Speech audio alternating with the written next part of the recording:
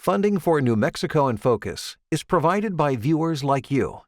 This week on New Mexico in Focus, ours becomes the first state to truly reckon with the government practice of forced sterilization of Native women and other women of color. I can imagine how devastating it was for these women who were sterilized without their consent to find out that they couldn't have children. Plus, Indigenously Positive returns with a look at the vital role tribal libraries play in their communities. New Mexico in Focus starts now. Thanks for joining us this week. I'm Nash Jones. Tonight, we are thrilled to bring you the latest installment of Indigenously Positive, our collaboration with nonprofit news outlet New Mexico in Depth. We are in the second season of this series now. And before I tell you a little bit about what's in this week's episode, a shout out. Indigenously Positive has won another award, this time from the Society of Professional Journalists Top of the Rockies contest. And I just want to say we are so proud of NMPBS's Benjamin Yaza, who directs and produces the series, and NMID's Bella Davis, who hosts it. This week finds Bella in Zuni Pueblo with a story about the history and vitality of tribal libraries. That's coming up at the bottom of the hour, and you will want to stick around for it. Before that, we will bring you a conversation between senior producer Lou DeVizio and Mason Graham of Common Cause New Mexico. On the docket, good government and elections, so kind of core issues on our show. They'll explore a choice that you will see on your ballot come November: whether to finally make New Mexico the last state in the nation to pay its lawmakers a salary. Plus, Lou will ask about election protections and a few other items you'll want to hear about. But we start tonight in conversation with three state senators as they look to shine a light on a super dark period of New Mexico history. In 1976, a federal report found a staggering number of indigenous women had been forcibly or unknowingly sterilized at Indian Health Service facilities throughout the early 1970s. Senate Memorial 14, which passed earlier this year, directs the Indian Affairs Department and the Commission on the Status of Women to investigate and find out just how many indigenous women, as well as other women of color, IHS and other providers sterilized between 1907 and 2018. KUNM's Jeanette Didios sat down with the memorial's Democratic sponsors, Senators Linda Lopez, Antoinette Cedillo Lopez, and Shannon Pinto. Here's Jeanette.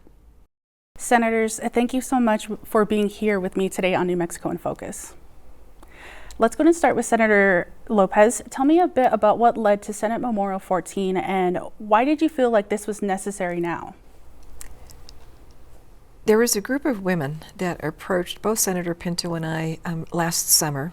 Elena Giachi, who is a renowned, nationally recognized trainer in Indian country with regards to domestic violence, sexual abuse, and she, as well as Keely Badger, who's an attorney and works in Indian country also on many different issues and is a lawyer and has done much research with regards to reproductive justice in the United States and around the world, as well as Miss Jean Whitehorse.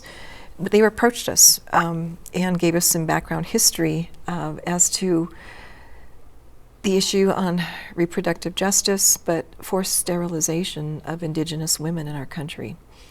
And the history that they shared with us, of course, too, is that they had just been in April of last year in front of the United Nations. And that the United Nations at that point in time, last April, had a convening where there were other countries around the world who were present in sharing information about forced sterilization of their own indigenous women in different countries around the world. So they came back after that presentation and had, I think, a renewed energy, interest, and seeing what New Mexico could be doing with regards to this particular issue. And so they approached both Senator Pinto and I and asked for us to learn more information, but asked if we would be interested in presenting this information as well as a potential memorial, a bill, a commission, whatever we would be able to introduce and get passed through the session to put New Mexico first in this country of ours about recognizing this serious issue. And now, Senator Cedillo Lopez, I'm curious to know, what was the government's rationalization for forced sterilization historically? Oh my gosh, historically, this country has always had an element of racism since its founding. And one place that you can really see it was Margaret Sanger.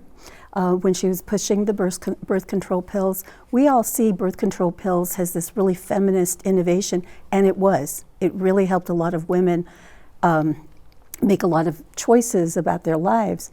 But her rationale and how she sold it was about eliminating undesirable people. It was very racist. And unfortunately, that racism permeated our medical system. And so not only do you see it happening with Native women, you see it happening with African American women, and you see it happening with, the reason I got in was because one of the first law review articles I worked on when I was at UCLA was an article written by Antonia Hernandez about the sterilization of Mexican American women in Los Angeles. So if you're Mexican American and if you were on public assistance, almost guaranteed you'd get sterilized when you went in to have your baby. It was horrible. Wow. It was horrible. And how many of these do we know were carried out? You know, what's the impact did this practice have on Indigenous communities, but also, like you mentioned, Indigenous communities of color? Well, the numbers are not known. That's one of the things that I think is really important. This little study examined, I forgot, was it Los Angeles Memorial Hospital? I forgot the name of the hospital, it's been a while. But there was a hospital that was kind of where everybody who was on public assistance went. And they did a study of those records. And what they found was a lot of sterilizations carried out without consent or without informed consent, or against women who spoke only Spanish and the documents were in English. And so they did this study. And like I said, two things. If you were on public assistance and you were Mexican American and you were in there to have a baby, almost guaranteed you would end up with a sterilization. It was really bad. So the percentage in that hospital was high, but that was one particular hospital in Los Angeles. So it's unknown how many women. I think that's the importance of the memorial. Well, I don't think it's just the hospital. Well, so for example, in Gallup, there was a St. Mary's Hospital that I understand there was a birthing center there, and during the 70s. And it closed and it turned to RMCH. But what happened with the records? How do we backtrack it? What happens when there's a turnover with these healthcare facilities? So I'm very curious, because that was just like 2 weeks ago. Someone was telling me they had their daughter there. And I was like, oh, there was a hospital there. And I know this is interesting with this House memorial. You know, it was heard during the interim meetings, but also during this legislature. Senator Pinto, I'm interested to know, what did you hear from survivors or family members of survivors? Well, certain women did come forward and tell us their stories that I don't feel is my place to retell. But it was very concerning and very emotional and very traumatic. In some instances, not just a generational trauma, but the children now.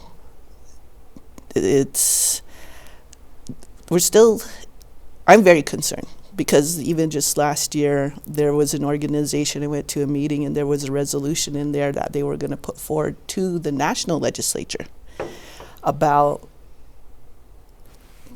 kind of the birth control, but only for Indian Health Service hospitals for Native American teen pregnancy. They were the only ones listed. And I was like, why are we singling out just this entity, just only this population at this time of this day and age? It shouldn't be happening like that. And now I know one of the most common issues back then was language barriers. Do we know if that's still an issue, or are there other barriers? Yes, we did have young lady come forward and tell of an incident about a patient that came from the reservation, because most of our care is referred out to specialists. And they came into Albuquerque and they were there for 4 days, and they just needed a certain test to be done. But the patient only spoke Navajo, and they never brought a translator in. My understanding is through IHS, there is not really a record within their records saying that there needs to be a translator there. But I know with some work that Senator Lopez done that there is supposed to be some sort of mechanism in there for our healthcare facilities to have a translator and even funding. And Senator Lopez, how exactly were these forced sterilizations carried out? What did doctors do or say to these patients? Many times from the stories that we've heard is the patient would go in maybe for appendicitis or some other illness that they'd have to go in. They'd go in for that surgery that may have happened, needed to take place, but then inevitably there was another procedure that was taking place, and they didn't find out until much later. And we don't know. Again, those are stories that have been shared. We had some during the interim that were shared with us. And I sincerely believe that once this memorial continues to unravel and we get some more organization and moving forward with it, I believe there's going to be many more stories coming forward. And I know some of the stories that we've heard too is, there's one person, in fact, Jean Whitehorse, she has shared her story numerous times of where she had a daughter, but after this procedure, which she didn't know about, she was wondering why she couldn't have any more children. And again, after you go back and have another visit to the doctor for another illness or whatever it may be, you find out what happened. And if I may say also too is the issue on interpretation. It's an issue that affects both for our indigenous communities, especially for our elders, but also in Mexican American communities and others. We had stories shared with us too, even by one of our state representatives. She was in the state of New York, under stress, under duress, etc. If her husband hadn't read the list from what she was supposed to sign, she would actually have signed away her ability for reproduction. So when we're talking about Native communities before colonialism, Senator Pinto, how were they different from settler communities in terms of structure? How were the gender roles different? I think back then they were very specific. I mean, even today, there's some ceremonies culturally that we do that only the women touch or are take care of, and then even the males, they do a certain aspect on that. But when I think about this after colonialism, we already had women's health, reproductive. They already had some of the, like the doulas and stuff. These processes that they go through, and even the speaking, even the kinata, that process and that speaking and the mentoring that would happen amongst the women. And I think it's very important. But I know, too, that you can't keep everything the same. There's some good parts then you gotta move along as far as technology and what's out there. And what we're seeing now in most Indigenous communities is that they're run by men. What challenges does that impact for Native American women? Well, I think in that aspect, when we talk about reproduction, because during COVID there was some issues with funding in the healthcare facilities, and the first thing that got cut was the OBGYN department. And when children decide to come into this world, I understand it is not, can't really be a set time. When they want to come, they're going to come, and so that's an emergency. But to have to go 2 more hours or 3 more hours to see an OBGYN or even get some special care when you're giving birth. When we talk about equal access, equal funding, talk about Title IX, some of these things that already exist for equality for women, why doesn't it exist for our healthcare funding? So as Native Americans, we often continue to fight about sovereign lands, but what about the sovereign right to our bodies? That is very essential, because even some of the mandatory treatment that they're trying to implement, I think there's a fine line there where you cross invading that and allowing the individual to have that right. And it's tough, because when we talk about the age where you should be able to make your own decisions, but there also should be that advocacy aspect where someone should be able to advocate for their child in that sense, if need be. And Senator Lopez, I believe there was some legislation that we were trying to make sure that there was not a crushing of the individual's rights. Well, thank you so much to the three of you for being here. I'm going to ask you to stick around so we can take a look at Senate Memorial 14 more and how it relates to today. For our population, to be a superior library for a population of 6,000, we should have at least a staff of 6 or 7. Stay with us for the latest installment of Indigenously Positive in about 40 minutes. But first, an update on the now completed months-long national search for Albuquerque's next police chief. Mayor Tim Keller this week appointed Cecily Barker as the city's next top cop. Following the retirement of former Chief Harold Medina, Barker served as interim since January, which Keller called the ultimate interview. She knows the department, she knows the community, and she has had an exemplary track record to date. Barker was born and raised in Albuquerque, the first woman ever appointed to lead APD. She's been with the department for all of her 22 years in law enforcement. She started there before the U.S. Department of Justice found a pattern of excessive force at APD and held leadership positions throughout that 11-year reform project that just ended last year. That experience has shaped how I lead today.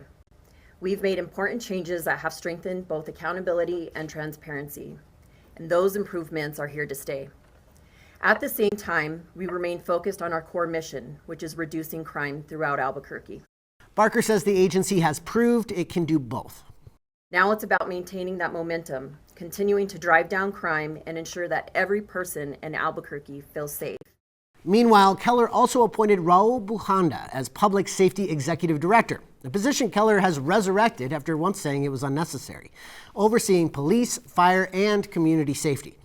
The former special agent in charge of the FBI's Albuquerque office had an interesting description for himself at a news conference this week. I'm a softy at heart because I always want to make sure that we are getting it right. And if we're not getting it right, then I want you to tell me about it, because I will make those changes that need to be made, because I got thick skin when it comes to that. Bujanda recently led the FBI's investigation into a years-long DWI corruption scandal at APD and other local law enforcement agencies. The Albuquerque City Council must confirm both appointments. According to a council spokesperson, that could happen as soon as its next meeting on April 6th. Now to an issue New Mexico voters will decide on in November: whether to pay our state lawmakers. It's the latest piece of a larger push to modernize our state legislature. One of the groups that's had a big hand in driving that conversation is Common Cause New Mexico, a nonpartisan nonprofit focused on maintaining the democratic process. Part of that mission means analyzing how our democratic processes can function most efficiently. This week, senior producer Lou DeVizio sits down with the group's policy director, Mason Graham, to ask how paying our legislators could bring New Mexico up to speed with the rest of the country and expand access to our halls of power. Mason Graham, great to see you again. Thanks for being here on New Mexico in Focus. Thanks for having me. Of course. Now, I want to get to a lot of different aspects of modernizing the state legislature. It's something we've chatted about quite a few times over the last few years. This year, there's actually been some movement on that. There's a ballot measure that lawmakers passed that's going to go out to voters in November, asking if they want to pay our state legislators. Can you break down that measure? What exactly is inside it? What would voters be approving if they voted for it? Well, what we're looking at is paying New Mexico senators and representatives. We're the last state in the country that doesn't pay our legislators any type of compensation. They receive some per diem for the work that they do in Santa Fe. It's around $200 or so.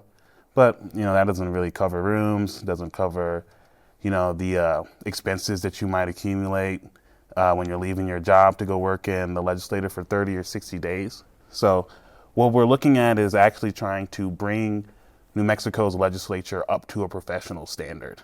So we have a part-time legislature, as many people know. But the other reality is that a lot of our legislators fall within one of the 3 R's that we call it, which is retired, rich or wealthy, or extremely resourceful.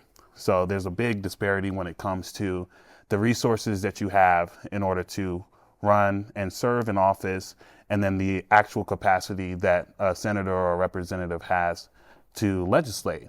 So what we're trying to do with this is to make sure that across the board, all of our legislators have the ability to bring good policy to New Mexico, to do the work, in that interim period, and making sure they're fairly compensated. Sure. There have been previous efforts on the books to pay our legislators. I know there was a proposal to create an independent salary commission in the past. That didn't go anywhere. I know other states have done that. We settled on the $68,000 figure that's in the ballot proposal.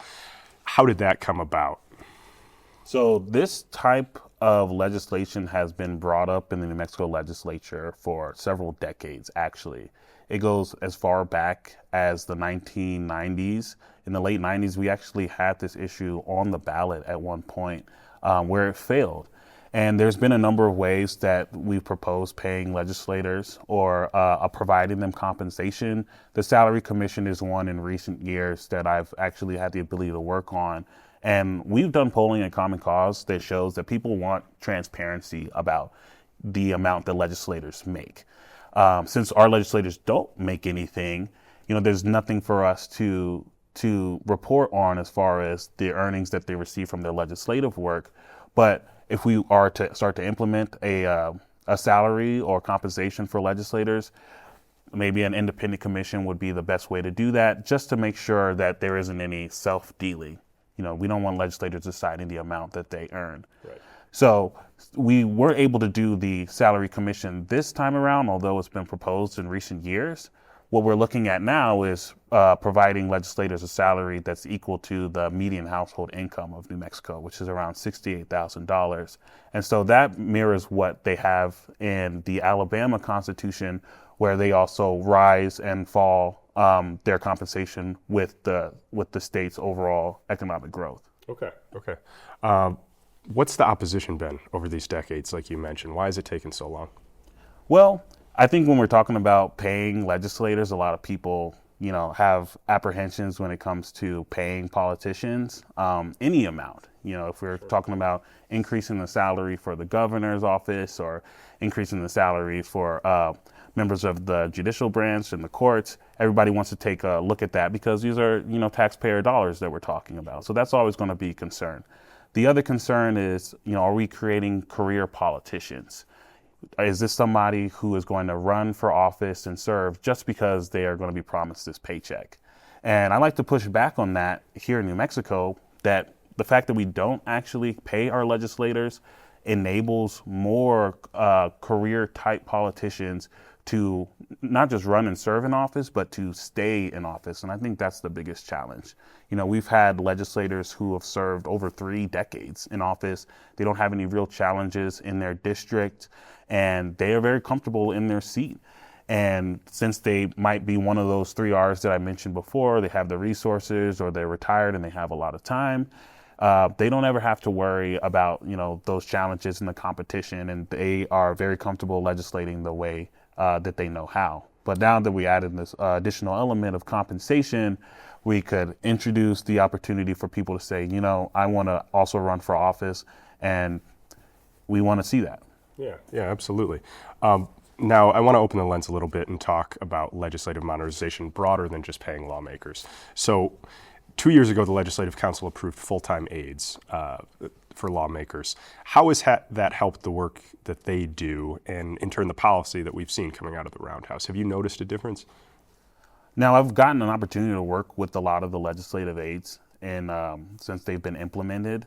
From what I've heard as feedback from the aides themselves and the legislators is that they're very helpful. And I've seen them on both sides of the aisle.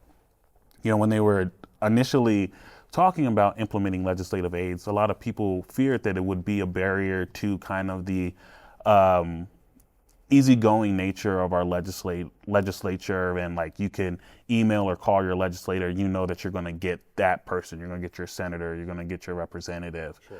So people were worried about that additional step. But what I've actually seen is that the legislative aides have been able to be effective with communications with constituents, policy research. They show up to some of the meetings that maybe the legislator can't be present on.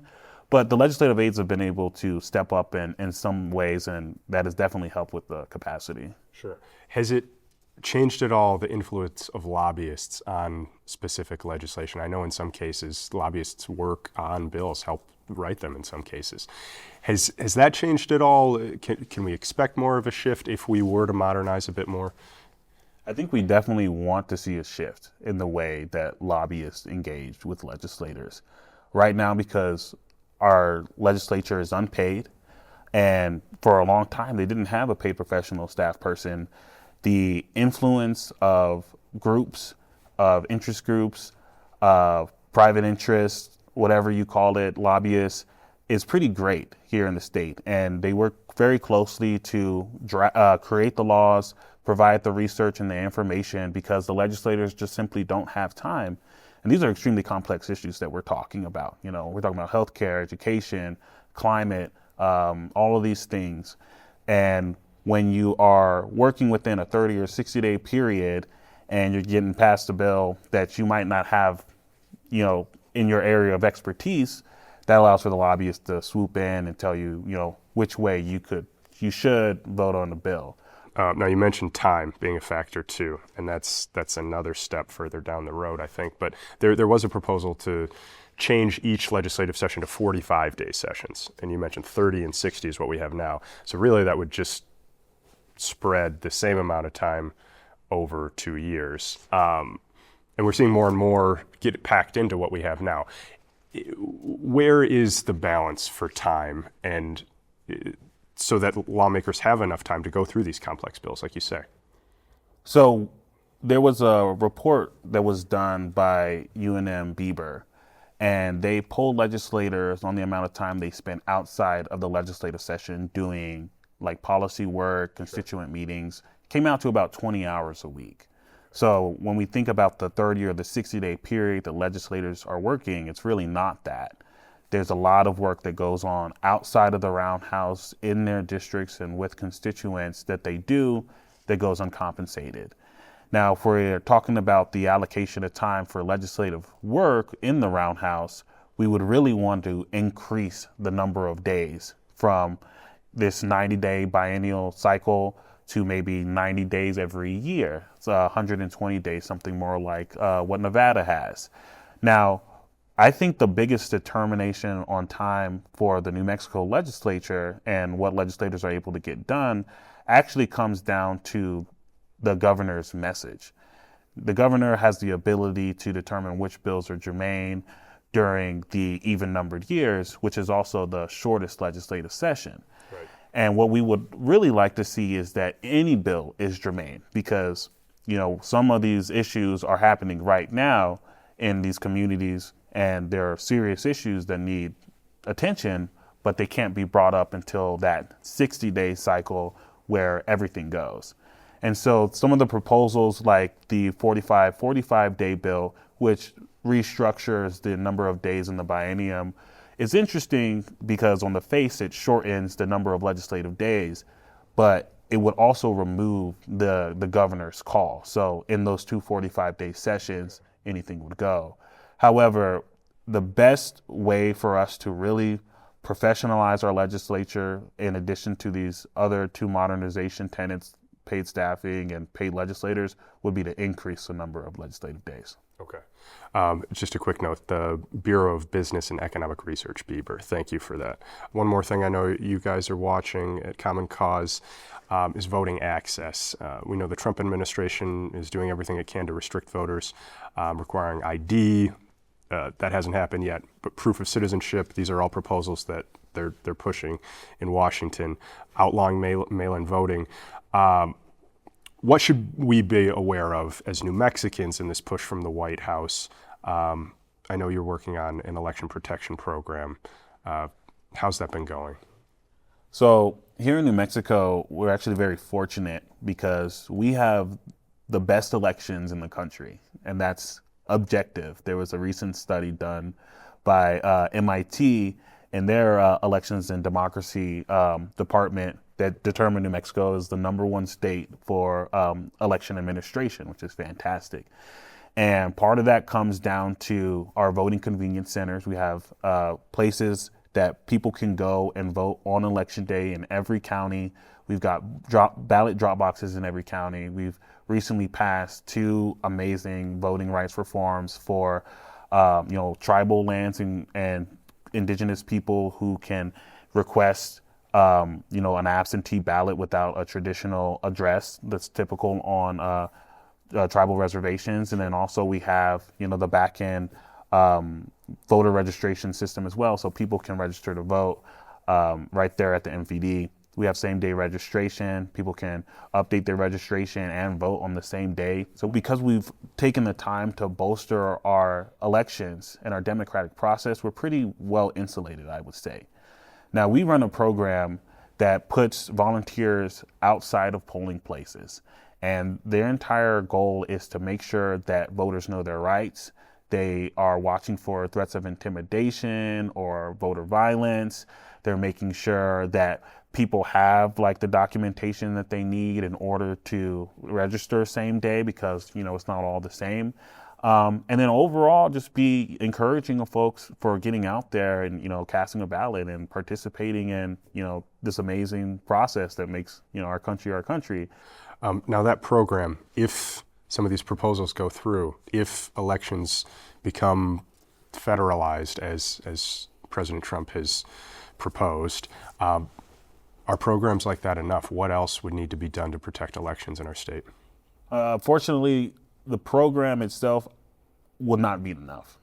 These are volunteers, these are citizens who are very passionate about democracy and elections, who want to make sure that your right to vote, that's sacred, is protected, and the president is trampling all over that. There will need to be some additional measures, definitely. We've heard from our congressional leadership, our senators, and our representatives that they are not going to approve any of those measures that try to claw back some of the voting rights that we already have. I think ensuring that they hold that stance is super important. And then also here at the state level, our legislators, those are the first line of defense for things that are coming down. We're going to do our part to make sure that people are safe and protected, but we're definitely willing to go that extra step if we see anything come down from the Trump administration. Okay, understood. Mason Graham, thanks so much for being here. Thank you. Thanks again to Lou and to Mason Graham for that discussion. Now let's return once more to our roundtable conversation on forced sterilizations in New Mexico. In addition to unearthing the total number of women who were sterilized during the last century, Senate Memorial 14 will create a record of survivor testimony and an assessment of how accessible reproductive health services are today for Indigenous women. KUNM's Jeanette Didios focuses first on that last point, asking the senators just how difficult it is for Native women to find a doctor in their community who specializes in reproductive health care. Senators Lopez, Pinto, and Cedillo-Lopez, thank you for sticking around and welcome back. Since Roe v. Wade fell 4 years ago, New Mexico has been seen as a sanctuary for reproductive health care. Senator Pinto, how difficult is it for Indigenous communities, for Indigenous women in our state to access reproductive health care? We don't have a women's health facility within our area, within that region. We have to come all the way into Albuquerque. I think that's one of the goals, hopefully with the new IHS building, that will have some kind of little bit of a center in that sense for our children and our women. Because that general health care, especially when it comes to the child and the mother, the closer you can stay to home, I think it's very, the people that, the doctors and those that want to work in our area, they care a lot. There's some of them that have been there for years, and they're really vested within the community, and they stay there. And when you come out of that, from our area, sometimes it's not as great. So I hope we get a little bit better access. And did the Dobbs decision change that landscape, or are these barriers existed since way back in the 1970s? I think within the rules and guidelines of IHS, there are some changes that need to be made, because there are some guidelines there that don't allow certain things to happen. I know one of the things, for example, within dental, is they won't allow the gas to be used, although that's probably one of the best humane ways for our children to, get dental care. But there are some other things that I'm not sure, because I only know about IHS, the way I get health care, the way my sisters get health care, and the stories we share, especially when you talk about birth control. I know there were times where there was the implants that were pushed in a way to some of the women in my generation, and it didn't seem like there was a follow-up on it, where it got embedded. Different things. Oh my gosh. And then they go back and there's problems with their reproductive stuff, and then they got to go in and practically almost do surgery to take it out. I mean, it just gets really very risky when there's no follow-up. And I'm very curious of why they implement it just to pay the pharmaceutical company, but the follow-up and the following care, does that happen? It needs to happen. Yeah, maybe the memorial needs to be expanded. Well, what I anticipate too is that after we have this, an initial, how should I say, organization, and we are able to get some of the professionals who can come to sign on, this I think is going to grow a little bit more than what even I think the initial wording that we have in the memorial at this point, because there's so much more than just anything that deals with reproductive justice. Right. And as you know, that's expensive. It's pretty big, but necessary. Because it's not only reproductive justice, but it's forced sterilization, but also experimentation on women's bodies, like using certain high levels of birth control with high levels of the hormones, and then realizing decades later that they didn't need so much, yet they had experimented on women's bodies for decades, and mainly bodies of color. That's what's so upsetting about the Depo-Provera in Indian country. Yep, very curious. That's definitely devastating to hear. And with Senate Memorial 14, it'll also create a record of survivor testimony. Now, these are tragic personal histories. We've already heard some of it right now, but Senator Cedillo-Lopez, how do you see survivor testimony informing your work going forward? Well, I think it's the most important thing, because otherwise we don't have the records. So if survivors don't come forward and tell us what they've experienced, then that it gets pushed under the rug. We're not aware of it. There's no reparations for it. There's no, I can imagine how devastating it was for these women who were sterilized without their consent to find out that they couldn't have children. When in the culture, having children is just one of the most important things. And so that emotional harm, I think that this issue is so important for so many ways, and I think we should continue to focus on it. So the fiscal impact report for this memorial notes that it might be difficult to obtain information from the Indian Health Services. As Senator Lopez, what power does the state have to get these information? Well, part of it, of course, too, is for us even just to begin this process, to begin the conversation. But I know that there's been some conversation happening behind the scenes already. We need to be able to work with our congressional representatives, of course, because they too have an actual access to the Department of Interior and other. So we will be outreaching to our 5 elected congressional representatives. And also to, we have a person who lives in our state who served as the secretary of the Department of Interior, and I believe in conversations with her that we can also learn more about the, what goes on within the department, and maybe some more contacts and persons that we can begin to do some, information requests and figure out how we can do. I know that in one of our committee meetings, Dr. Begay also gave some information as to how she was impacted, but she's been in the system too, and I believe she and some of her other professional colleagues, of course, can help guide us, and those are part of the persons, I believe, that as we put together this commission, this group of persons, to lay out the plan. And do we know if the legislature has subpoena power? The legislature does have subpoena power, but that is very limited at this point. But we just had a commission that was put together by the House of Representatives dealing with Jeffrey Epstein and such, and they did, and were given subpoena powers. So if that's an outcome that's necessary from this initial meeting, we can propose that to the legislature too. So there's always an option on the table. And this study seems to be the first domino. Senator Pinto, what's the end goal here? Does that look like a physical memorial, a state apology, possibly reparations for survivors? I think the victims now, it's more about acknowledging, and I think that's where the apology is. It's just that first step. When you talk about getting to the next atonement step, just to get things rolling, it's that acknowledgement. Because the denial or just not even saying anything is, I mean, we know that's not a way to move things forward. So I'm hoping we actually get a little bit more on it for those that have been victims of it. So these findings are meant to be reported to the governor by the end of 2027. Senator Cedillo Lopez, if you run out of time and there's still so much more work to do, how will you do it?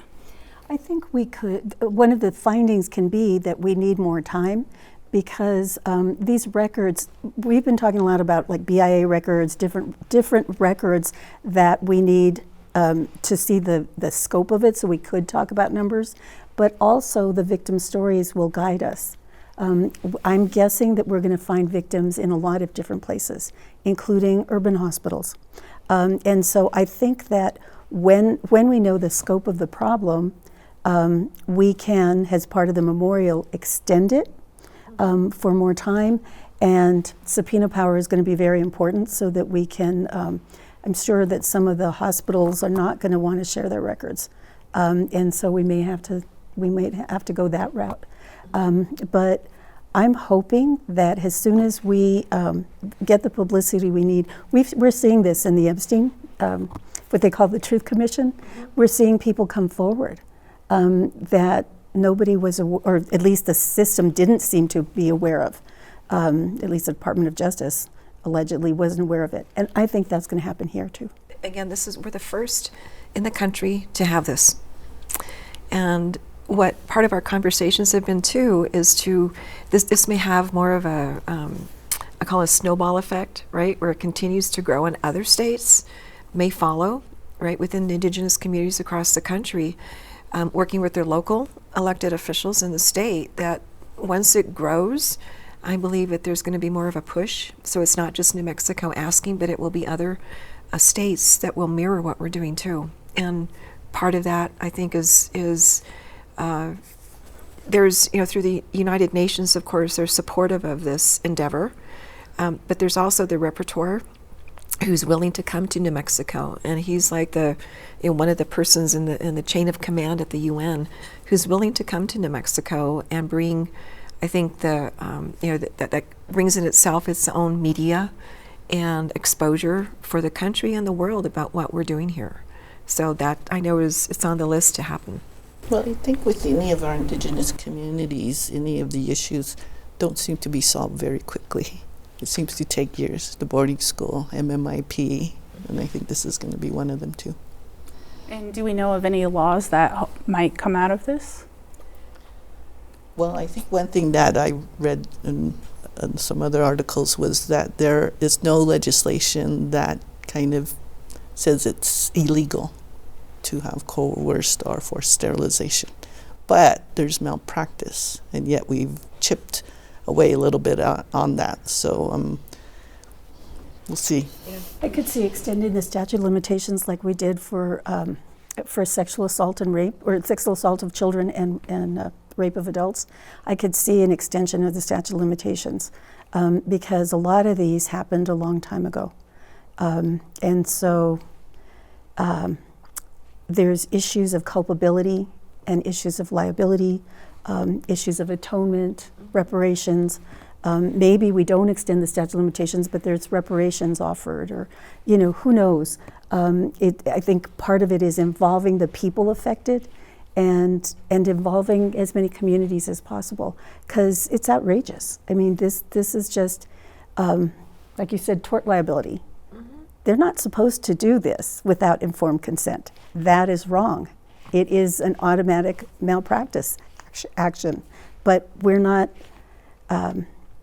because some of these cases are so old, it's kind of a loss of justice, which when the case is no longer viable as a medical malpractice case, and it was the government that did it, another alternative is reparations. And you'll remember here in the state, in New Mexico, we've also, during my tenure in the legislature, we have had legislation introduced, similar to what you mentioned, Senator Cedillo-Lopez, about women who are on public assistance, or if they have been found to, have drugs in their system when they've given birth, for them to be forcibly sterilized. And we've had legislation, thank goodness we've killed those bills, quote unquote, in the legislature, but it's still part of the conversations that we're having.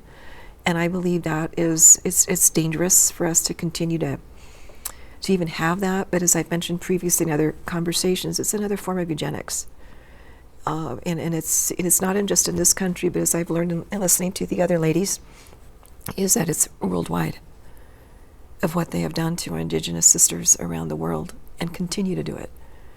So it's not something that was the practice in the past, but it's currently happening as we speak. I'm curious to see what other states still have that kind of legislation in their statutes. It is so deplorable.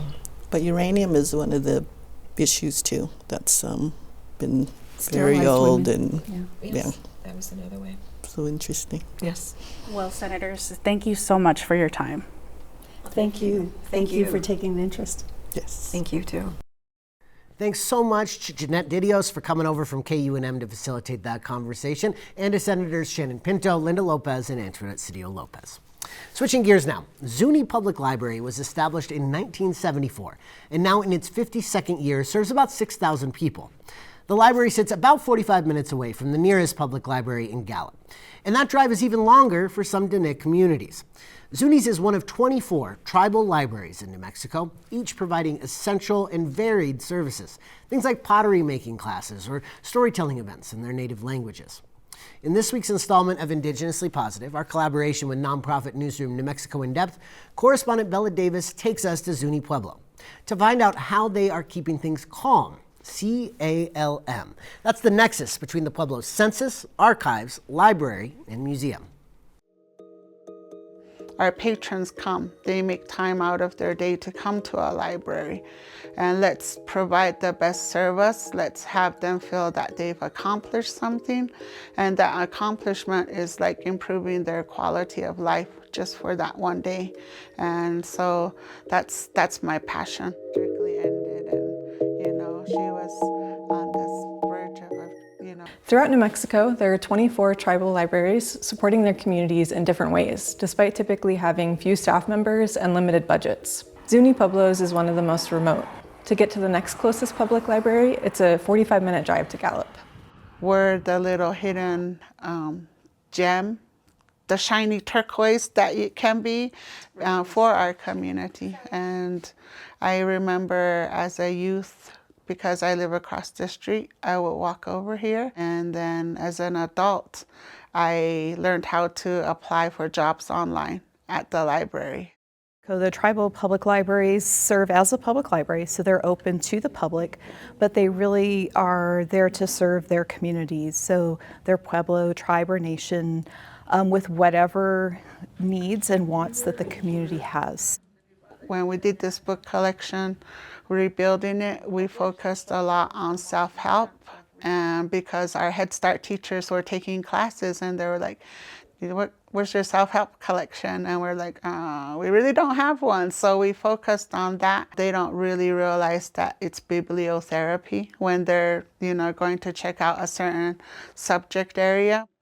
All these books are little free library books. So the intent in studies is that each child should have at least up to 20 free titles of books at their house. So that's what it's from pre-K through 8th grade. We requested for this one Native American authors and titles, so they gave us those in the higher grades. The library makes up one portion of what Zuni Pueblo calls CALM.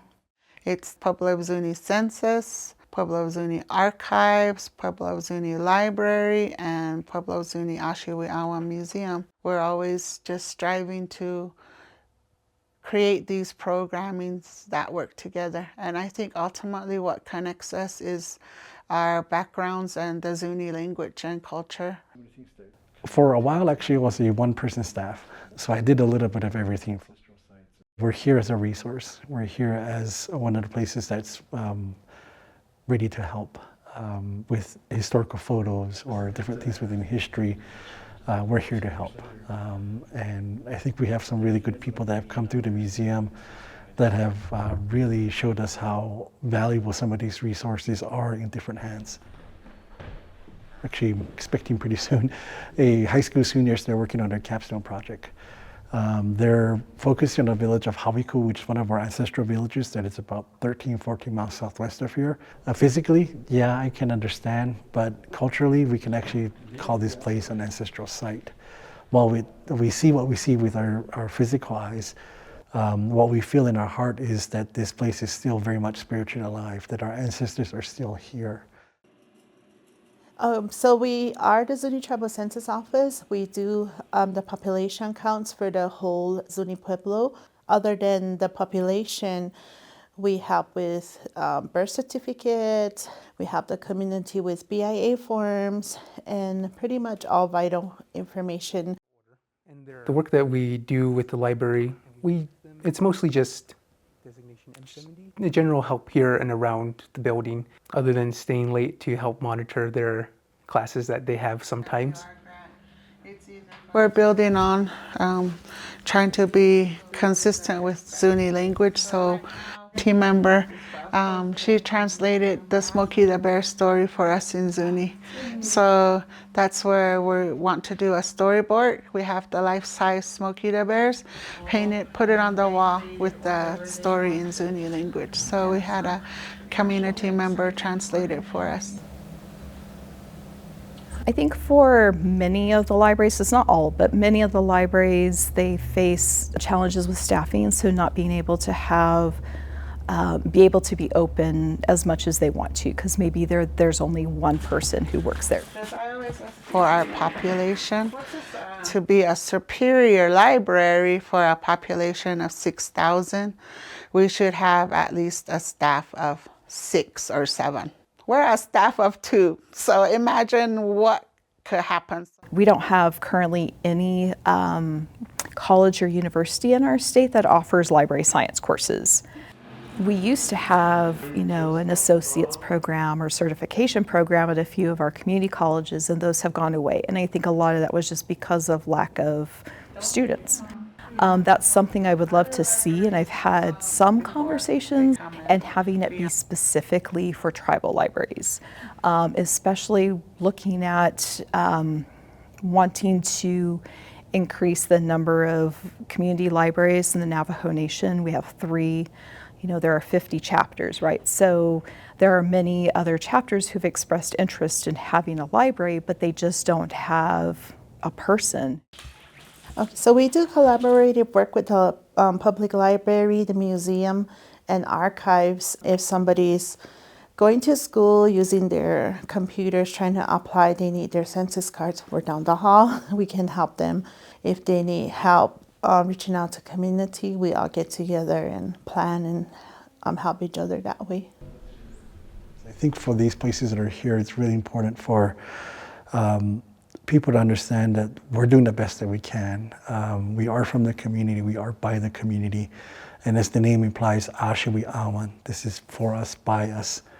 And we want to nurture a lot of that. We know we have the intellect, we know we have the skills, and we know we have the talent, and we know we have the initiative and passion to create a real big difference in our community. And I love the idea of being enabled to make that happen. So we've been working really well with the library, and I think we're setting ourselves up to collaborate more. There's really good writers that are here, and if we can enable them, maybe we can start to publish our own. And so we don't have to burn books. We can definitely create our own. One change Valerie hopes to see has to do with the Rural Library Endowment Fund, which the legislature created in 2019 to help support libraries in rural areas, including in some tribal communities. State lawmakers have put tens of millions of dollars in the fund since then, but the money is only available to libraries serving populations of 3,000 or fewer. So in the last census, we were at 6,000 here in the community. So if they could just change the language to like 10,000, that would be awesome, because this endowment fund, it's growing, the pot is growing. Missing resolution. Upgrades in equipment would definitely help. There are newer technologies that I could be using, but I work with what I have, and what I have is still pretty good. Earlier, I used to do a lot of digitization of the resolutions, or digitizing the census rolls, processing several of the administration boxes. For these ones, what's interesting, they would use their thumbprints. Oh, wow, okay. If they couldn't spell their name or couldn't write, they would use their thumbprints as their signature. Over the summer, all the ZYEP youth participants, we had a table with the postcards. So they were sitting down and writing postcards to Senator Heinrich and then Gabe Vasquez, and it was being sent out that way. Without really knowing it, they were already having an experience of advocating for themselves and for their community. I was a stay-at-home mom until my kids entered mid-school. And so this, prior to that, with my involvement, that's where I believe I learned how to advocate. And it was always not only the best for my children, but for the community. It was always that intent is like, we're all deserving of what's best for us and what's out there. So I think when we get to connect over time, we'll see voices and perspectives of Zuni over time. And that's been one of the interesting things. I think we can have endless conversations about of collaboration of what Zuni was like in our history, and how special we are to still be here as a community, as a people, without the worry about documenting from ourselves in books. We are the books. Thanks to award-winning journalists Benjamin Yaza and Bella Davis, and the folks at the Zuni Public Library for bringing us that story. Thanks too to everyone else who contributed to the show. For New Mexico PBS, I'm Nash Jones. Until next week, stay focused.